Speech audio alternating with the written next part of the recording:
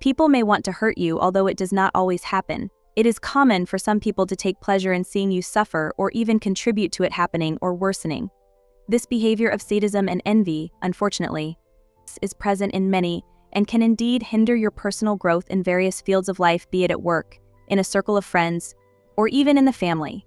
Therefore, learning not to show your weak point can end up becoming your strong point. Imagine yourself as a tree in the midst of a storm. The leaves may flutter, and the branches may sway, but the trunk remains solid, deeply rooted in the earth. This is the portrait of silent resilience that we are going to teach here. We will talk about how you can be even stronger if you show that you are not easily affected by external or internal issues.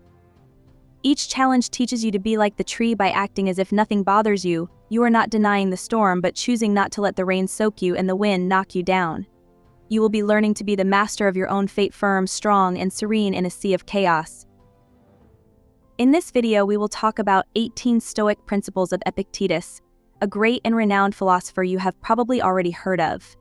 In addition, I invite you to self-knowledge, where strength does not come from the noise of thunder, but from the silence of the light that illuminates the path.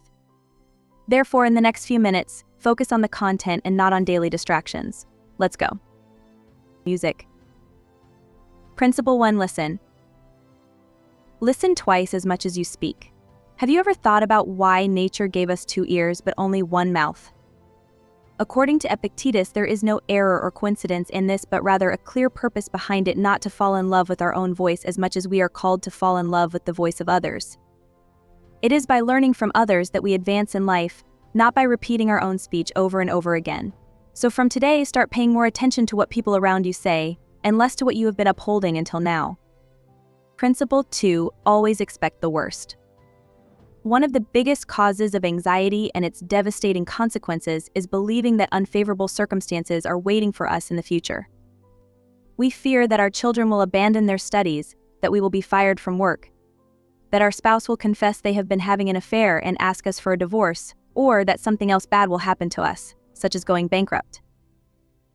The problem is that one day we fear one of these problems, and the next day, another and another. Life, in addition to reserving good and happy parts for us, also reserves a handful of problems that are inevitable. Therefore, we live in permanent stress caused by different stimuli each day. This is where Epictetus comes into the picture.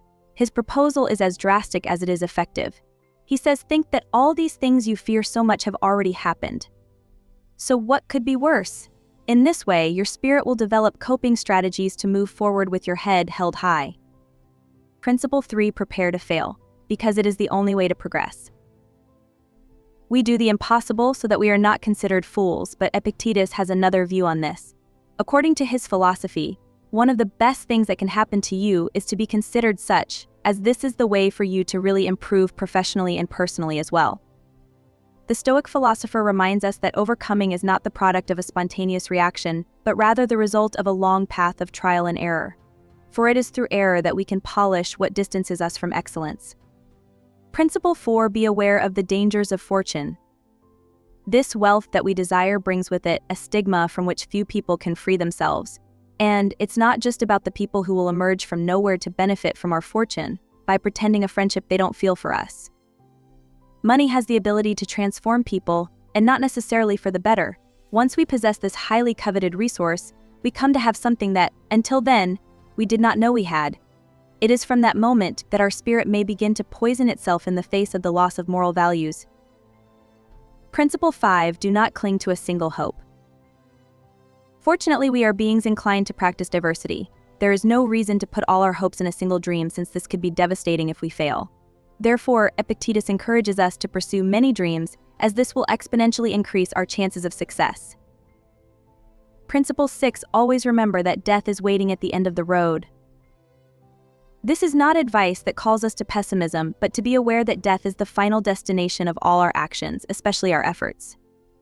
Once we have this in mind, perhaps we will start to evaluate to what extent it is worth spending 20 years of our limited life saving to pay for a house that, as much as it weighs on us, we will not be able to take with us when death visits.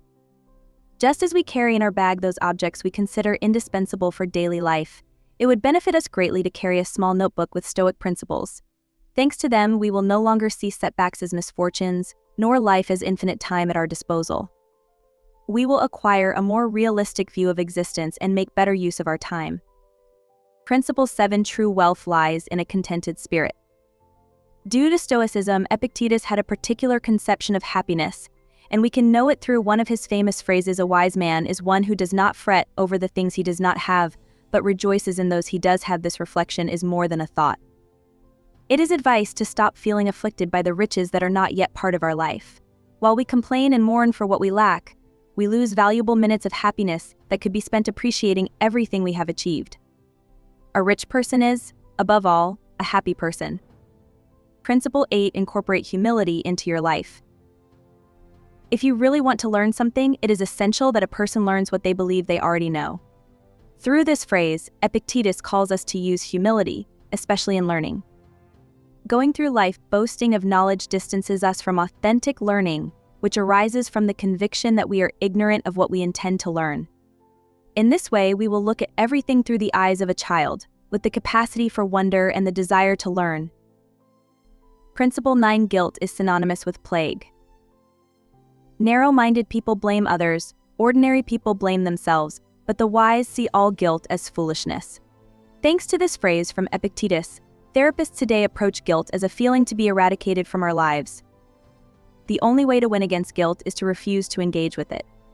The problem is that blaming others or ourselves absolves us of the responsibility to correct mistakes. Only those driven by a firm determination to overcome are capable of avoiding guilt while still taking responsibility for their actions. Principle 10. Make alliances. Principle number 10. Make alliances with winning people. It's curious how, when someone sneezes next to us, we immediately move away, invaded by the fear that they will infect us. However, we are not so cautious to avoid one of the most lethal contagions we are exposed to daily. Epictetus left us a wise piece of advice about this: surround ourselves with people who make us want to give our best, because people's behavior greatly influences our state of mind. There are people who drain our energy and ruin our day, while others leave us full of joy and vigor. Therefore, one of the smartest decisions we can make is to ally ourselves with those who bring good vibes into our lives, while we say goodbye to those who have the ability to make us regret being born. Principle 11. Never forget your reactions. Principle number 11. Never forget that your reactions forge your destiny. We should not take our reactions lightly, as they are what mark our success or our failure, and Epictetus was very categorical about this. He taught us that we do not have the possibility to choose what happens, but we can choose how to manage it. Misfortune can fall upon any of us, but it is what we do from its arrival that will mark the difference from that moment on. For some people, a divorce means entering the world of depression and victimization. In contrast, for Epictetus, it is a golden opportunity to start on the path of self-knowledge. Remember that your life is not what happens to you, but what you do with it. Principle 12. Always fulfill your duty. Principle number 12. Always fulfill your duty. Each one of us has a role in society and in the world, and the sun does not need praise or enchantments to rise each morning, but it does so every day, and that's final. Just as every part of nature does its job, we must fulfill our obligations. If we are waiting for praise or approval to do our work, we are failing both the environment to which we belong and ourselves.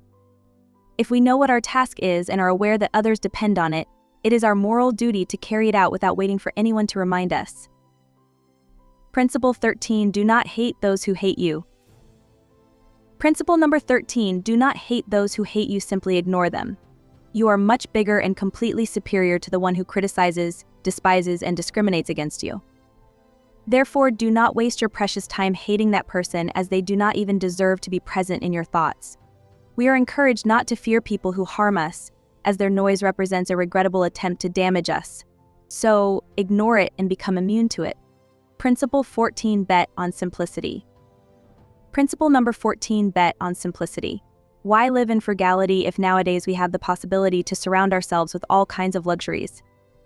The answer is much simpler and more logical than you think. Wealth does not maintain itself but requires commitment and a lot of daily energy to preserve this system of luxuries and wealth.